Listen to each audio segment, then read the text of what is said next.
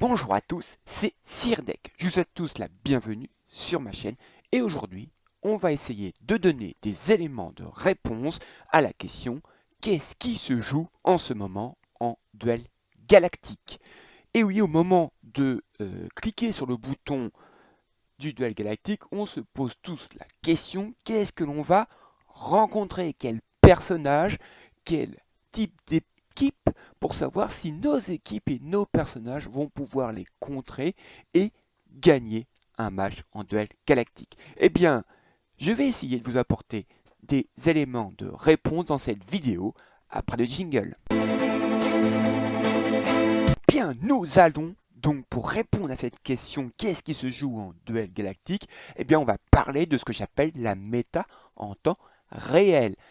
Qu'est-ce que ça veut dire méta en temps réel? Eh bien, la méta, c'est souvent ce que les top players nous disent, quels sont les meilleurs personnages, les plus efficaces et les plus en vue en ce moment par rapport à la stratégie actuelle. Mais nous ne sommes pas tous des top players, notamment nous ne sommes pas tous des gros cash players, et bien souvent, on joue un peu avec les personnages qu'on a réussi à monter et la question se pose souvent, notamment pour les joueurs qui débutent, quels sont les personnages sur lesquels je dois investir pour faire quelques bonnes équipes en duel galactique? Eh bien, c'est ce que j'appelle la méta en temps réel. C'est les joueurs qui sont le plus joués en ce moment en duel galactique.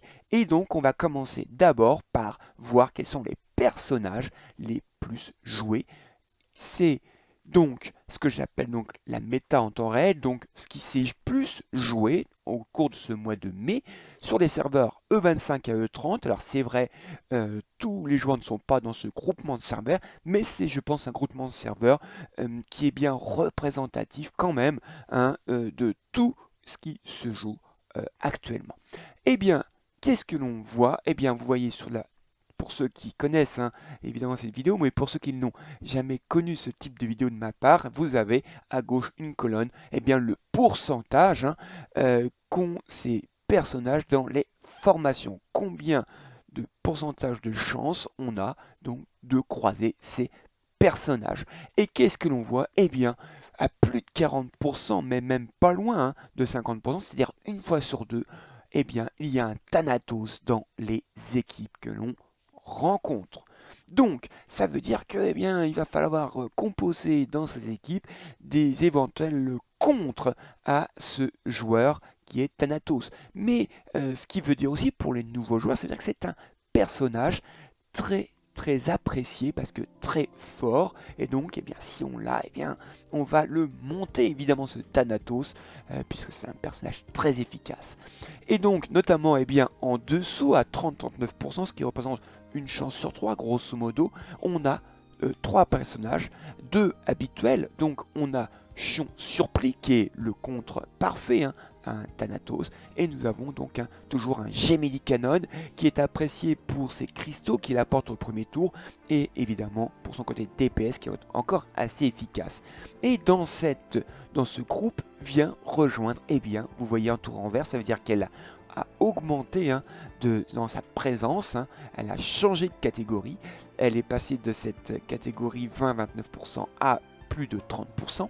Eh bien Athéna qui a beaucoup gagné en présence dans les teams pour deux raisons. Son RC d'abord, qui est de plus en plus euh, facile entre guillemets à avoir puisque on peut acheter évidemment des pièces d'armure, mais c'est surtout le fait qu'on peut avoir des doublons dans la boutique du champ d'honneur, donc une Athéna de plus en plus présente parce qu'elle apporte des cristaux, mais c'est aussi un très bon DPS. Notamment, elle peut exécuter un personnage qui a un PV faible.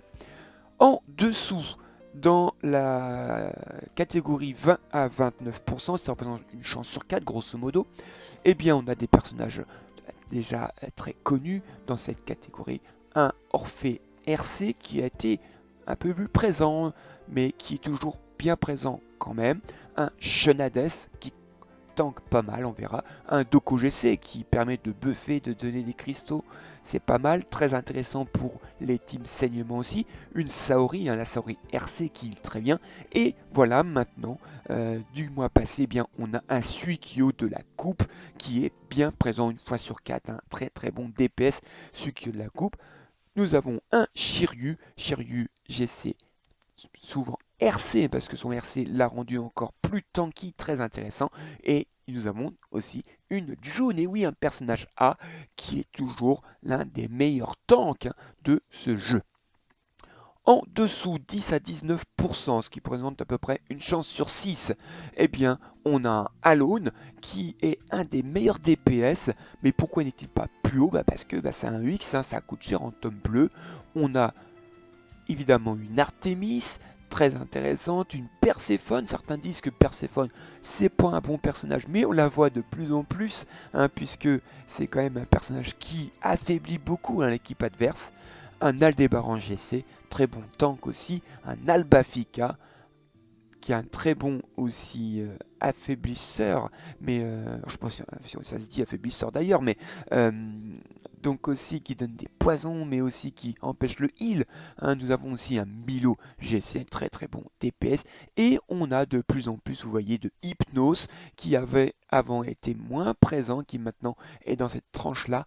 Eh bien, c'est tout simplement son RC qui est de plus en plus accessible, puisque on peut acheter donc ces pièces maintenant dans la boutique des RC.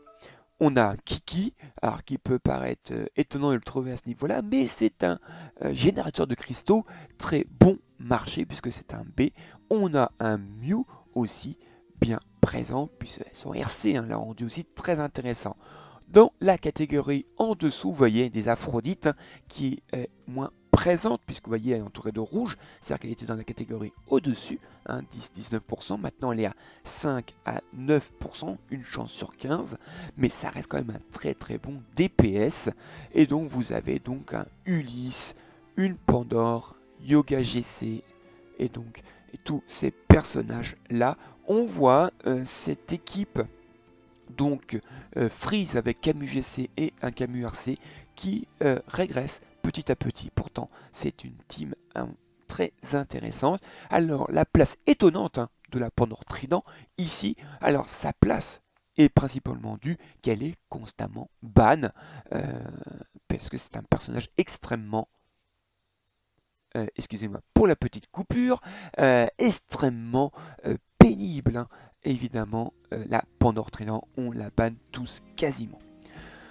Ensuite, dans la catégorie en dessous, eh bien, de 4,9% à 1%, une chance sur 30, on a deux apparitions.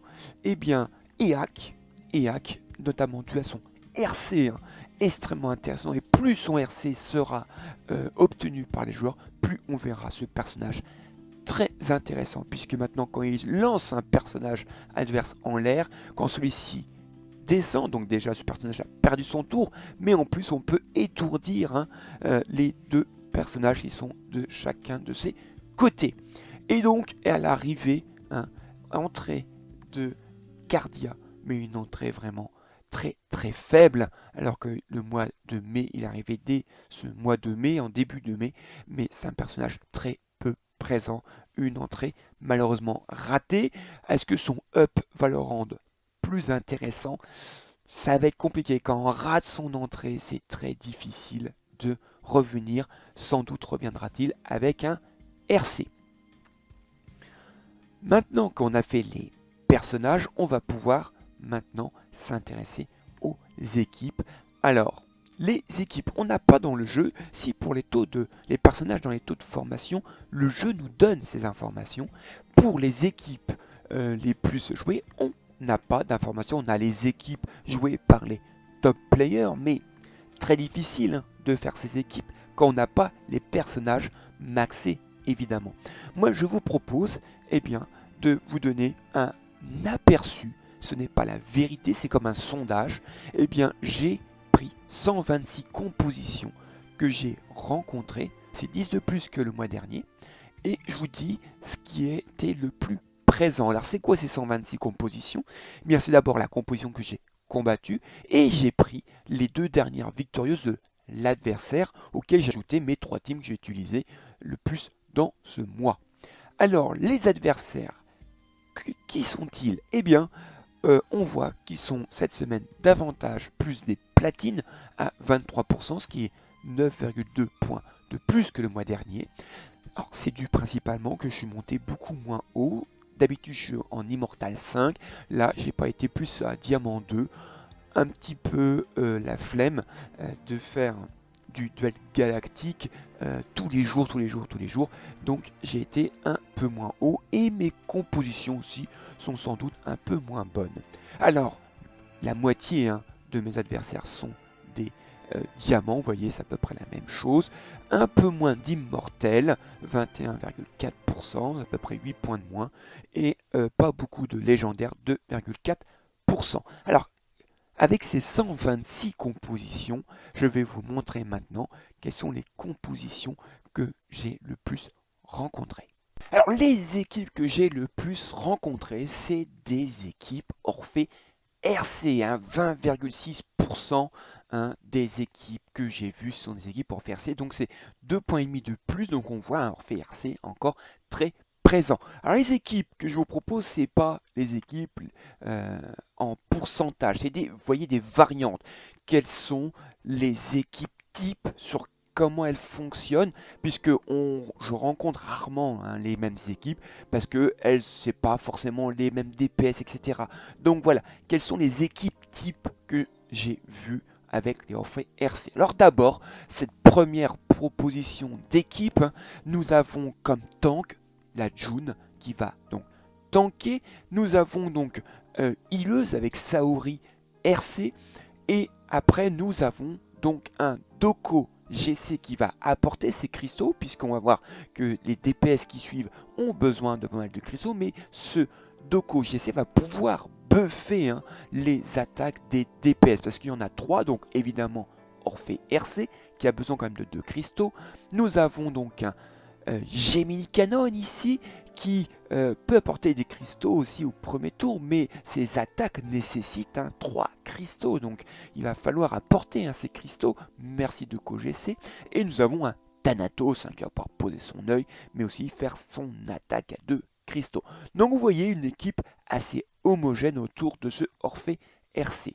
Deuxième équipe type que j'ai rencontré, là nous avons donc le Shun Hades ici, qui est sans doute RC, qui va donc tanker pour cette équipe. On a toujours la Saori RC qui va healer, et là nous avons donc 4 DPS, donc toujours évidemment leur RC, le Thanatos, mais on a ici un Mew, sans doute RC, parce que le RC lui a fait beaucoup de bien, est devenu évidemment plus fort dans ses attaques, avant même de devenir sous sa forme papillon, mais aussi peut aspirer du heal de l'équipe adverse si cette équipe adverse a un healer ou une healeuse.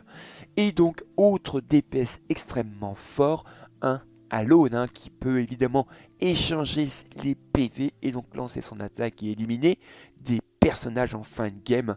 C'est, je trouve, le meilleur DPS en fin de game.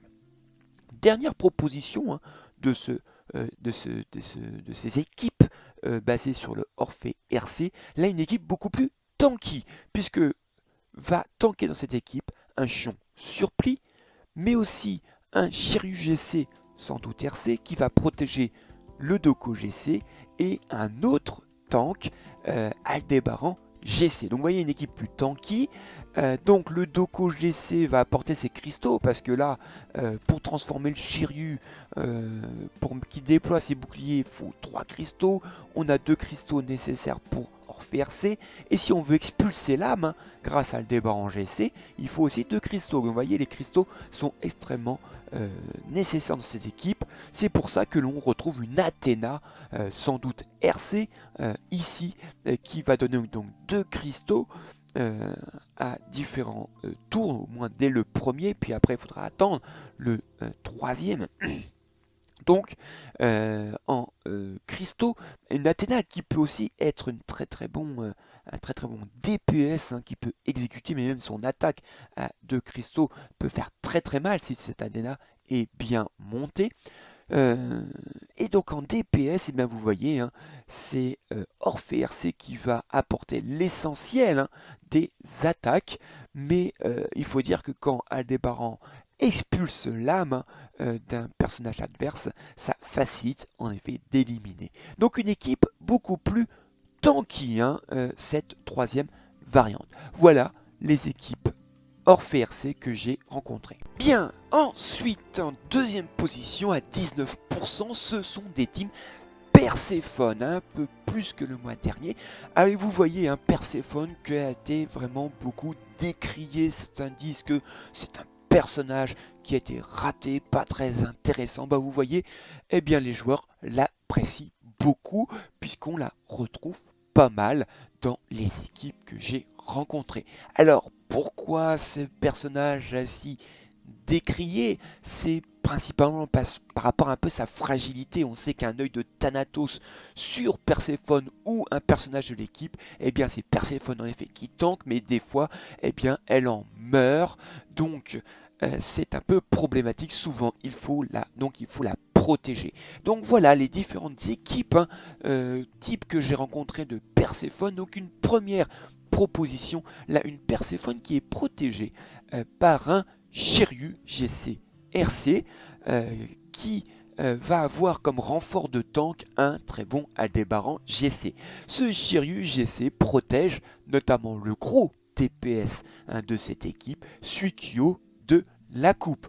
On retrouve donc un Doku GC qui va porter ses cristaux, puisque cette équipe hein, a besoin de pas mal de cristaux, notamment un Shiryu GC qui demande quand même pour déplier ses boucliers 3 cristaux, rien que ça.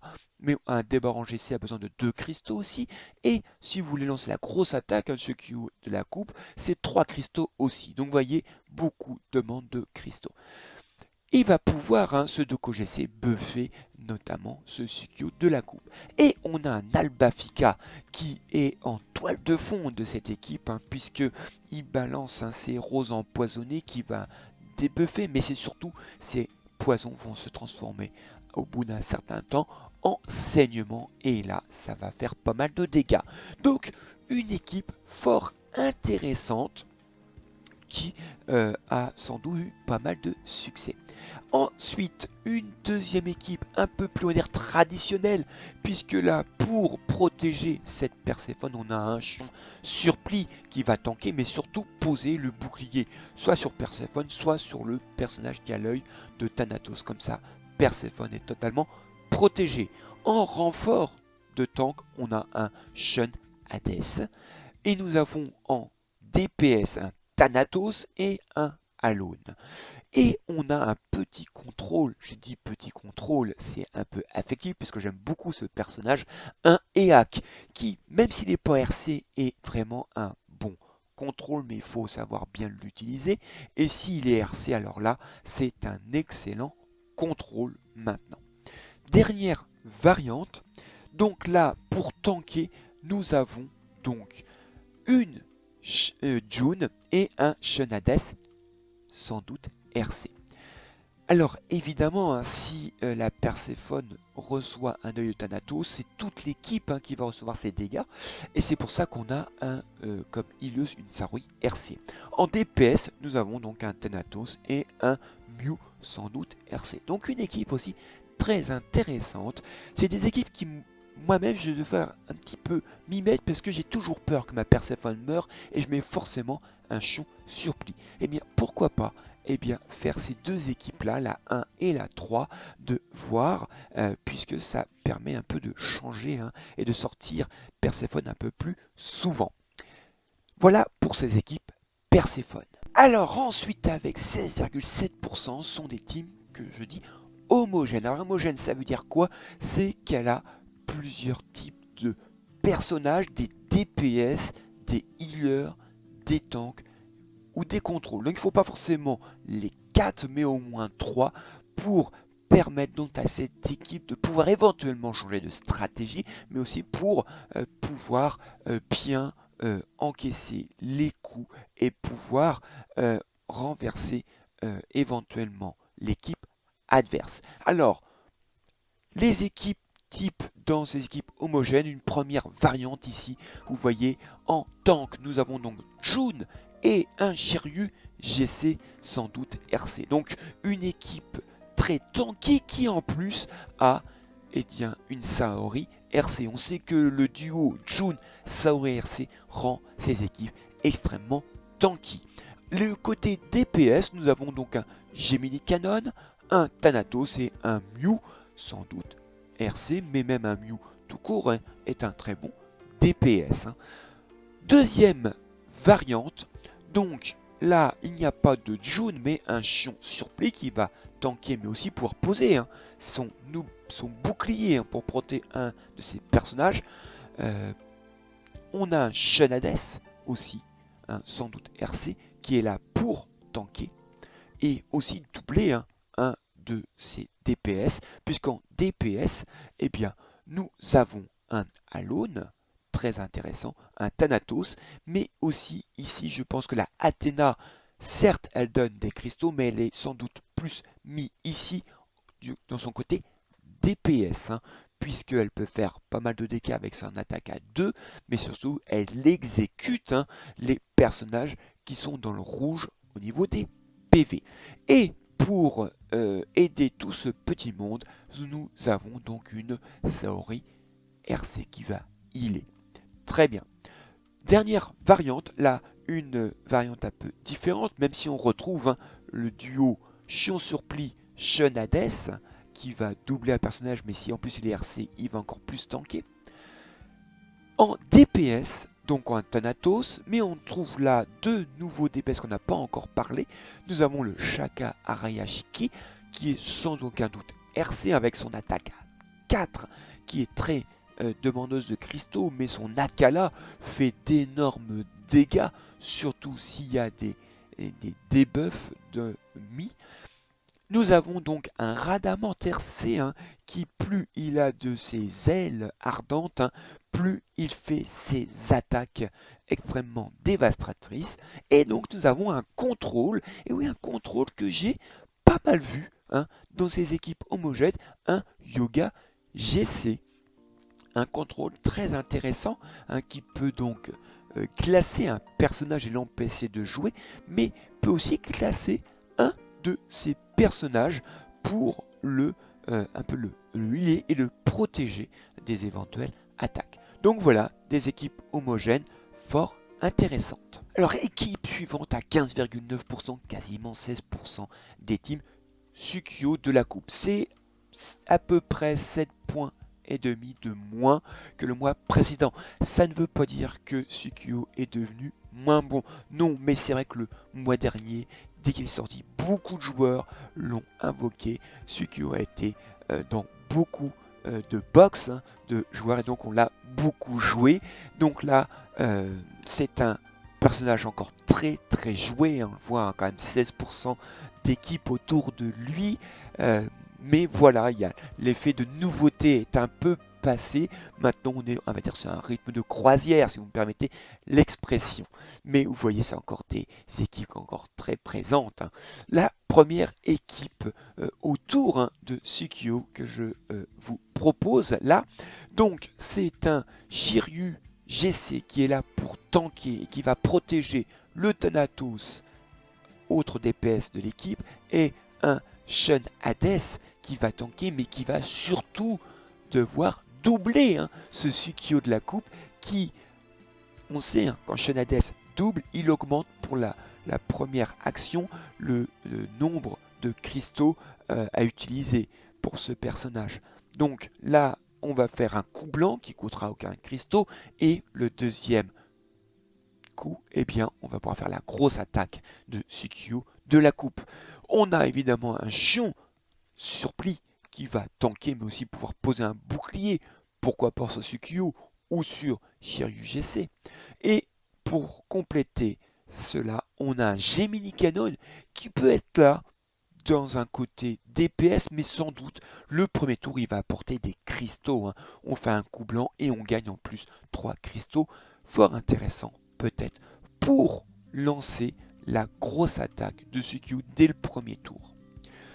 Deuxième équipe, intéressante aussi, là on a encore un Shiryu GC qui va tanker et qui va protéger là le Suikyu de la coupe et l'autre DPS très intéressant actuellement, un Mew RC sans doute.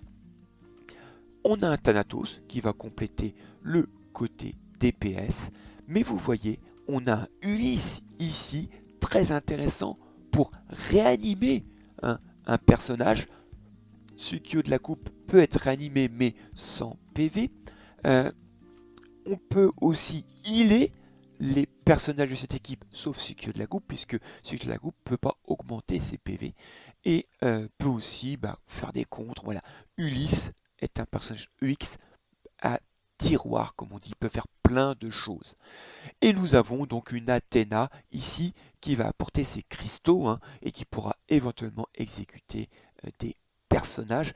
Mais elle est surtout là, je pense, pour apporter ses cristaux, puisque on a quand même dès le premier tour un Ulysse qui demande au moins 2 cristaux. Le Thanatos peut faire qu'une seule attaque. Le Suikyu peut faire un attaque blanc, mais on a un Shiryu GC qui demande dès le premier tour 3 cristaux pour poser ses boucliers.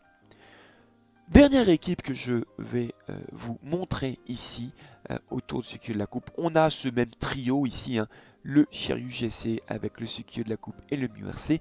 Mais ici, c'est une équipe qu'on dit Artemis qui va donc pouvoir doubler les personnages en coublant. Très intéressant, puisqu'elle va pouvoir donner 2 tours à Suikyu de la coupe avec ses coups blancs. Notamment le deuxième coup est assez dévastateur. Mais on a donc un Albafika qui va pouvoir poser 2 fois ses roses empoisonnées. Donc du coup on va très rapidement arriver à ces 5 roses empoisonnées qui vont se transformer en 5 saignements très dévastateurs.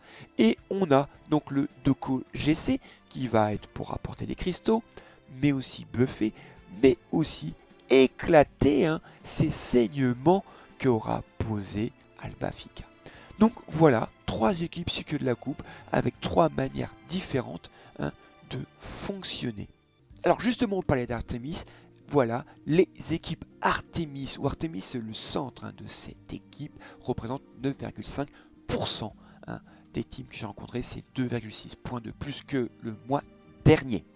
Alors la première proposition d'équipe, type que j'ai rencontré, là je pense que c'est une Artemis chasseresse. Pourquoi? Parce que derrière les personnages ne sont pas des personnages avec des coups blancs très intéressants. Nous avons donc un Hypnose qui peut mettre un de ses pouvoirs, mettre en cauchemar. C'est très intéressant, notamment que ces cauchemars arrivent très vite maintenant depuis qu'il est RC. Mais peut aussi healer, peut enlever de la vitesse à des personnages adverses, donc un personnage aussi à tiroir.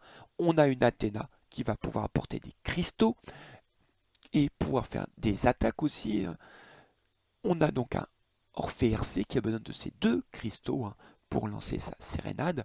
On a un Chiant Surpris qui va pouvoir poser un bouclier, mais n'oubliez pas, Chiant Surpris peut lancer une attaque aussi qui enlève des attaques de l'équipe adverse. Et on a un Aldébaran GC qui a besoin de ces 2 cristaux pour expulser l'âme.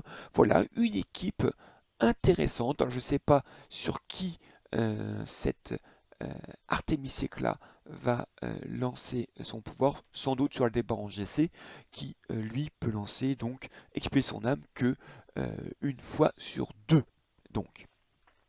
Ensuite, deuxième variante, là c'est plus une variante Artemis éclat. On a donc une jaune qui va tanker. On va avoir un Gemini Cannon qui va sans doute lancer un coup blanc pour permettre d'avoir 3 cristaux pour lancer soit le Ulysse avec un secret, soit peut-être lancer dès le premier tour la grosse attaque euh, de Suikyu de la coupe, mais un Suikyu de la coupe qui pourrait plus sans doute faire une attaque, un coup blanc, et donc jouer 2 fois, et permettre au Ulysse de mettre un secret.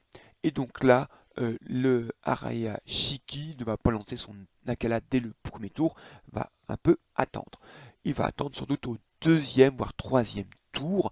Donc une équipe Artemis Éclat intéressante à voir, à utiliser, à voir ce qu'elle donne dans les tours qui suivent.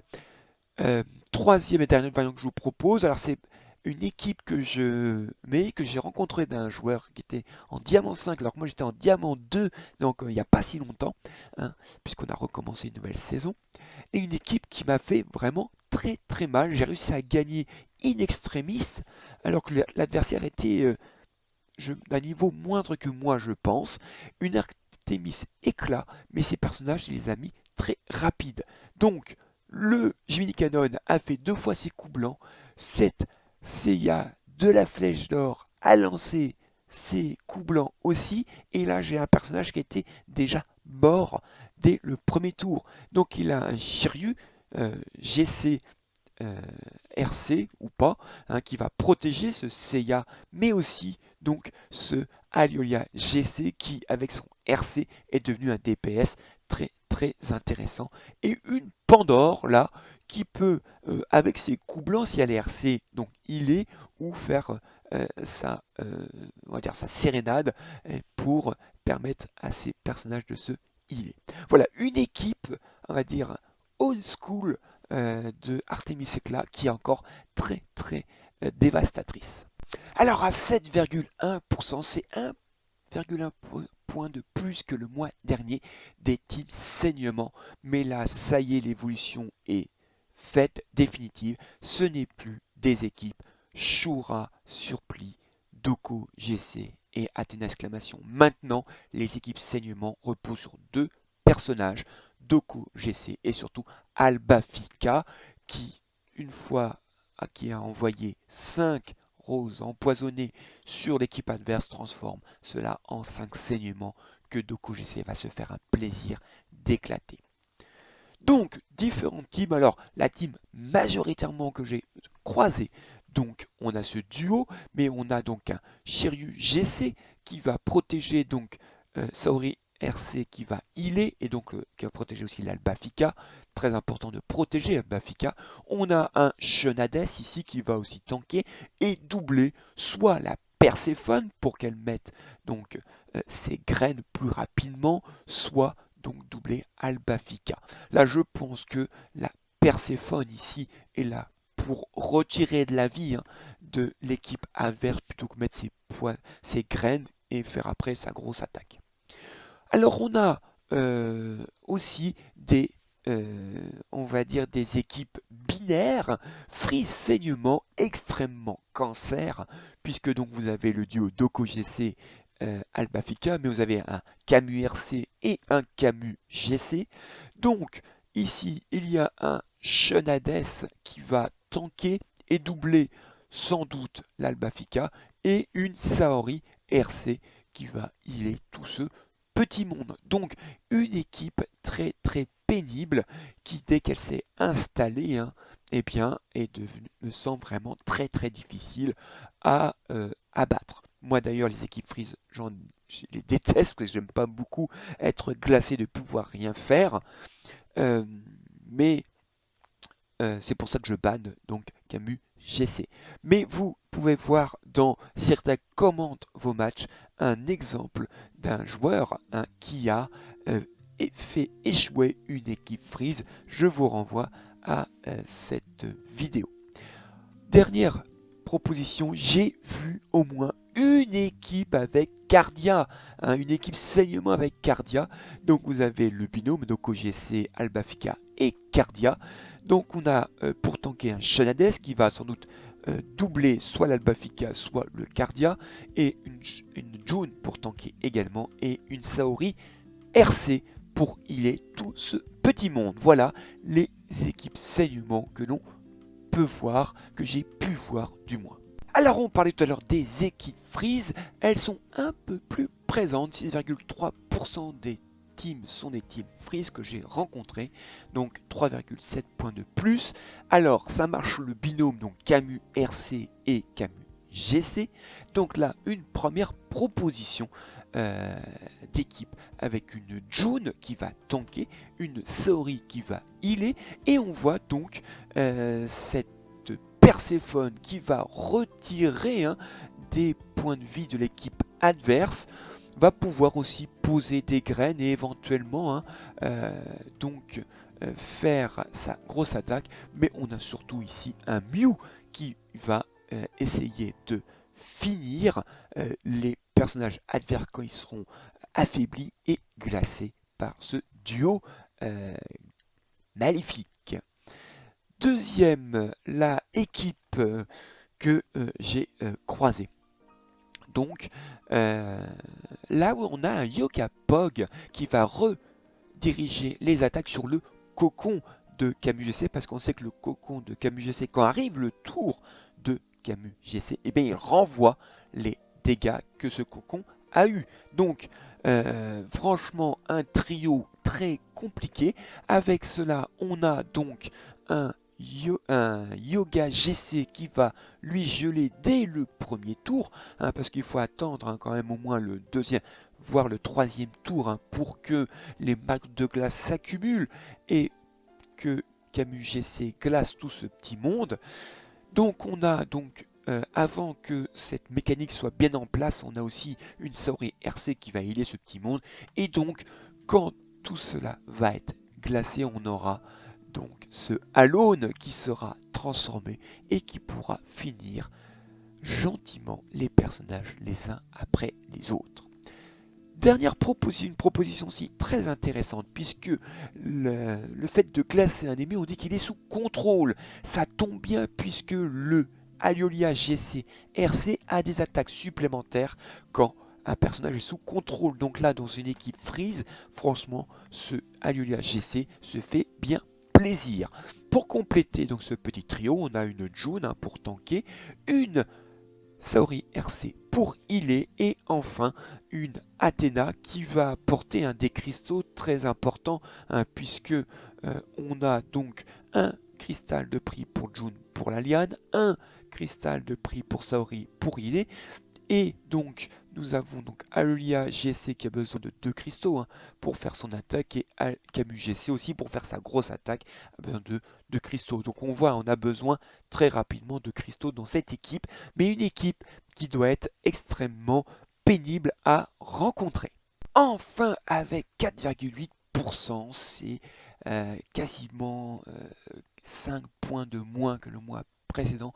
J'ai moins rencontrer des équipes Pandore Trident puisque elle est souvent ban, comme je le disais, donc elle est peu présente. Alors la Pandore Trident, le problème principal, c'est de lui faire en sorte qu'elle ait 4 cristaux pour qu'elle puisse mettre sa calamité. Donc 3 possibilités, soit vous mettez un Doko GC, comme ça elle peut mettre sa calamité. Donc cette calamité va recevoir des dégâts, notamment avec un Thanatos ou un Orphée RC. Et pour combler le tout, parce qu'il faut bien protéger, on a un Shun Hades qui va tanker. Et aussi un Chon Surplis qui va tanker et sans doute mettre son bouclier sur la Pandore Trident. Autre possibilité, vous mettez un Jiminy Cannon plus rapide, donnera ses 3 cristaux et permettra à Pandore Trident de mettre sa calamité. Là, la calamité recevra des dégâts de 2 DPS principalement, donc Thanatos et Suikyu de la coupe, ainsi que de la coupe qui est protégée par un Shiryu GC en bout de ligne, chose assez surprenante, mais pourquoi pas. Et donc, enfin, on a un Chien Surplis qui est là pour tanker et qui est aussi pour mettre un bon petit bouclier sur la Pandore Trident. Dernière possibilité, l'Artémis en mode chasseresse va faire une réduction donc de cristaux sur la Pandore Trident. Donc pour mettre des dégâts, là on a un Thanatos et un Alone qui va pouvoir se transformer assez rapidement, l'espère-t-on, notamment avec un jeune Hades qui va pouvoir doubler notamment ce Alone, mais ce Alone va donc sans doute se transformer au deuxième tour et donc va pouvoir mettre des dégâts sur cette calamité, mais nous avons aussi une Saori RC qui va healer tout ce petit monde. Voilà donc les équipes de la Pandore Trident. Et arrive le fin de cette vidéo. Alors j'espère qu'elle vous a plu, j'espère qu'elle va vous aider à faire vos équipes, à choisir quel personnage sur lequel il est intéressant d'investir. Je vous rappelle que l'on peut discuter de cette vidéo sur mon Discord. J'ai aussi un Facebook dont vous trouverez les liens dans la description. Sur ce, je vous souhaite à tous un bon jeu. N'hésitez pas à mettre un petit commentaire, ça fait toujours plaisir. Et je vous dis à la prochaine fois. Allez, salut!